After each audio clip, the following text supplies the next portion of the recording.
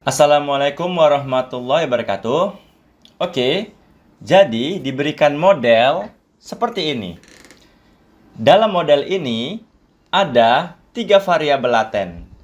Beban kerja, kepuasan kerja, sama turnover intention. Itu dia. Nah, untuk beban kerja X1 dia memiliki 1, 2, ada 14 indikator. Untuk kepuasan kerja X2 dia memiliki 28 indikator. Untuk turnover intention dia memiliki 9 indikator. Nah, itu dia. Nah, dari sini kita ingin mencari pengaruh apakah beban kerja berpengaruh signifikan terhadap turnover, apakah kepuasan kerja berpengaruh signifikan terhadap turnover. Oke, jadi datanya seperti ini. Datanya itu ada 100 responden. Dan skala datanya ini dari 1 sampai 4. Biasanya kan 1 sampai 5, tapi untuk kasus kali ini 1 sampai 4. Oke, kita coba run langsung. Kita copy datanya. Kita buat file baru namanya text dokumen data PLS. Kita pindahkan, kita save. Kemudian kita import datanya. Ini dia data PLS. Kemudian pilih import. Nah, kita gunakan data PLS ini, kita hapus saja. Oke. Nah, sekarang kita langsung run. Pilih calculate, PLS SEM algorithm, kemudian pilih start calculation. Maka akan muncul hasilnya, ini dia. Nah, coba kita simpan dalam Excel ya, kita ekspor. Namanya hasil outer model. Nah, itu dia. Kita coba ekspor. Nah, ini dia. Pertama, kita mau ngecek nilai outer loadingnya. Ini dia. Kita copy dulu outer loadingnya. Jadi outer loading ini semacam menguji validitas dari setiap indikatornya. Nah, dia dikatakan valid kalau nilai outer loadingnya di atas 0,7. Nah, coba cek nilai outer loadingnya. Untuk X11 0,862, untuk X110 0,913, sampai Y9 0,909. Coba kita lihat seluruh nilai outer loadingnya di atas 0,7. Berarti dia sudah lolos berdasarkan outer loadingnya. Nah, gambarnya ini kita coba simpan dulu ya. Saya print screen dulu gambarnya. Nah, selanjutnya yang kedua, kita memeriksa validitas juga. Namanya itu validitas average variance extracted. Itu di mana hasilnya? Kita lihat di bagian ini dia. Construct reliability and validity. Nah, ini dia. Kita copy dulu. Kita pindahkan di sini. Ini konten. Kita rapiin dulu ya. Nah, di sini teman-teman bisa melihat nilai dari AV. Average variance extracted. Nah, nilai AV dikatakan valid kalau di atas 0,5. Ada dia. Kita bisa lihat nih nilai AV untuk X1 0,743, nilai AV untuk X2 0,727, nilai AV untuk Y 0,822. Nah, di sini sudah di atas 0,7 berarti sudah valid. Nah, kita juga bisa melihat AV-nya itu dari gambar. Nah, ini gambarnya kan. Gambar AV-nya kan bisa kita lihat dari gambar. Nih dia. Kita lihat dari gambar pun AV-nya sudah di atas 0,5 ya. Di atas 0,5 batasnya, sorry.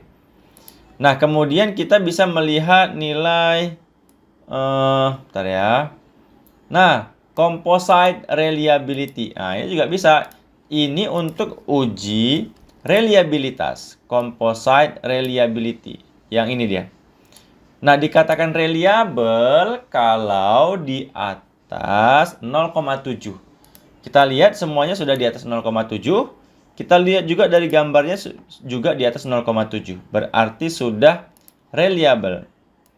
Nah, selain composite reliability, kita juga bisa melihat menguji reliabilitas berdasarkan Cronbach alpha-nya. Nah, ini dia Cronbach alpha-nya. Sama, kalau Cronbach alpha dia di atas 0,7, berarti sudah reliable. Oke ya, udah mantap ya. Kemudian kita mau menguji validitas diskriminan berdasarkan Fornell-Larker. Kita cek di sini validitas diskriminannya nih. Tapi kita cek berdasarkan HTMT dulu, HTMT. Validitas diskriminan berdasarkan HTMT. Nah, ini dia. Dikatakan lolos validitas diskriminan ketika pada nilai validitas diskriminan HTMT dia di bawah 0,9. Nah, coba teman-teman lihat di sini. Nilai dari validitas diskriminan HTMT. Semua nilainya itu di bawah 0,9. Ya, berarti sudah lolos. Nah, kita juga bisa memeriksa validitas diskriminan berdasarkan Fornell-Larker. Kita cek Fornell-Larker-nya mana. Nah, ini dia. Nah, untuk Fornell-Larker, kita coba rapiin dulu. Karena cara baca Fornell-Larker ini, kita harus memberi tanda. Namanya itu akar kuadrat AV.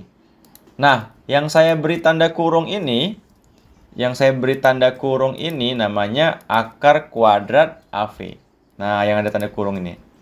Nih, jadi yang akar kuadrat AV dari X1 0,862. Akar kuadrat AV dari X2 0,852. Akar kuadrat AV dari Y 0,907. Nah, angka-angka yang tidak ada kurungnya itu namanya nilai korelasi.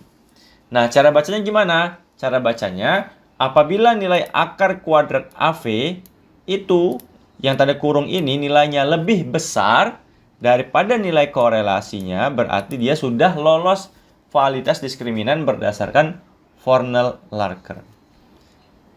Nah, sekarang kita coba dulu melakukan pengujian hipotesis ya. Calculate bootstrapping, kita uji hipotesis, pilih start calculation.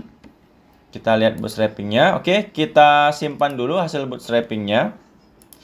Di sini hasil bootstrapping. Oke, ini untuk pengujian hipotesis ya. Nah, kita cek dulu, lagi dicetak ke dalam Excel. Nah, ini dia. Kita pilih yang bagian pad coefficient, kita ambil hasilnya. Nah, ini dia. Kita pindahkan ke sini. Kita coba interpretasi langsung. Ini dia. Uji signifikansi pengaruh ya, oke. Ini kita rapiin dulu ya. Kita rapiin dulu. Nah, ini dia. Nah, sekarang coba kita interpretasi dia.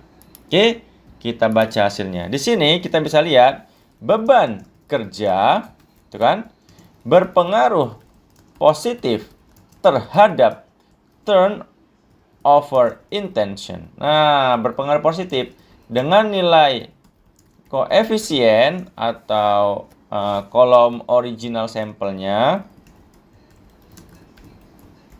Dia bernilai positif berapa? 0,464 dia.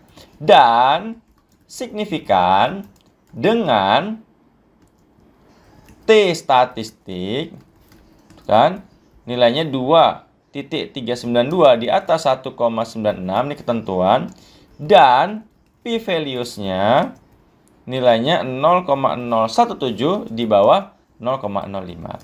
Di sini kesimpulannya adalah hipotesis diterima. Nah, itu dia hipotesisnya diterima. Oke. Kemudian satu lagi kita bisa cek untuk kepuasan kerjanya. kepuasan kerja atau X2 dia berpengaruh negatif, ya kan?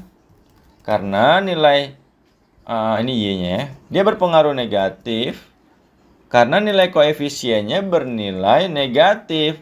Berapa nilai koefisiennya? Kolom original sampelnya untuk kepuasan kerja negatif 0,366. Dan dia signifikan 2,041 di atas 1,96 dan p-value 0,042 lebih kecil daripada 0,05. Nah, seperti ini gambaran hasilnya. Ada juga R-square. Kalau kita mau ambil R-square bisa, ya. Kita cek nilai R-square-nya di sini R-square ya. Ini dia. R-square-nya kita pindahkan dulu di sini. Oke, R-square. Kita rapiin dulu R-square-nya. Oke, kita copy R-square-nya ya. R-square-nya ini dia. Oke. Kita ambil yang R-square yang aja. Nah, diketahui nilai R-square dari turnover intention adalah 0,0.598 yang berarti beban kerja dan itu lagi apa tadi? Kepuasan kerja mampu menjelaskan atau mempengaruhi turnover intention sebesar 59,8%. Sisanya 40,2% dipengaruhi oleh faktor yang lain. Seperti itu dia. Oke teman-teman, demikian penjelasan dari saya. Mohon maaf atas segala kekurangan. Assalamualaikum warahmatullahi wabarakatuh.